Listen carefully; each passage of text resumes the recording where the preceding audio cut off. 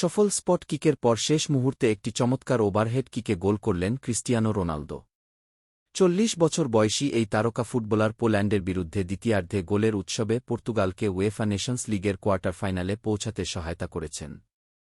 এই ম্যাচে তিনি আন্তর্জাতিক ফুটবলে সবচেয়ে বেশি জয়ী খেলোয়াড় হিসেবে নতুন রেকর্ড গড়েছেন। শুক্রবার অনুষ্ঠিত উয়েফা নেশনস লিগের ম্যাচে পর্তুগাল পোল্যান্ডকে 5-1 গোলে পরাজিত করেছে।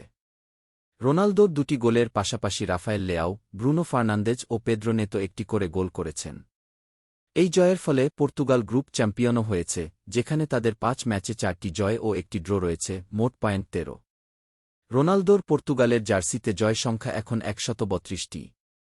তিনি দীর্ঘদিনের ক্লাব সতীর্থ সার্জিও রামোসকে ছাড়িয়ে গেছেন। স্পেনের হয়ে 2021 সালে শেষবার মাঠে নামা এই ডিফেন্ডারের ক্যারিয়ার 131 জয় নিয়ে শেষ হয়েছে। রোনালদোর আরেক রিয়াল মাদ্রিদ সতীর্থ ইকার কেসিয়াস আন্তর্জাতিক ক্যারিয়ার 121 জয় নিয়ে শেষ করেন। এই ম্যাচের প্রথমার্ধে পর্তুগাল তেমন সুবিধা করতে পারেনি। তারা গোলের জন্য 19টি শট নিলেও মাত্র 6টি শট লক্ষ্যে রাখতে সক্ষম হয়, যার সবগুলোই দ্বিতীয়ার্ধে। অন্যদিকে পোল্যান্ড 11টি শটের মধ্যে 5টি লক্ষ্যে রাখতে পারে। 59তম মিনিটে পর্তুগালকে এগিয়ে দেন লেয়াও।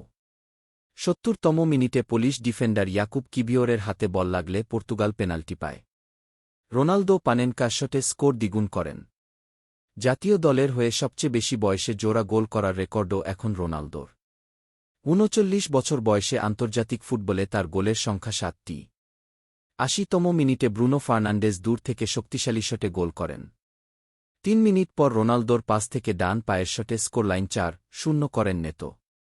নির্ধারিত সময়ের 3 মিনিট আগে ভিতিনিয়ার ক্রস থেকে দূরের পোস্টে গিয়ে রোনালদো বাইসাইকেল শটে অসাধারণ গোল করেন। এবারের নেশনস লিগে এটি তার পঞ্চম এবং জাতীয় দলের হয়ে 135তম গোল। 5বারের ব্যালন ডিওর জয়ীর মোট গোলের সংখ্যা এখন রেকর্ড 910টি।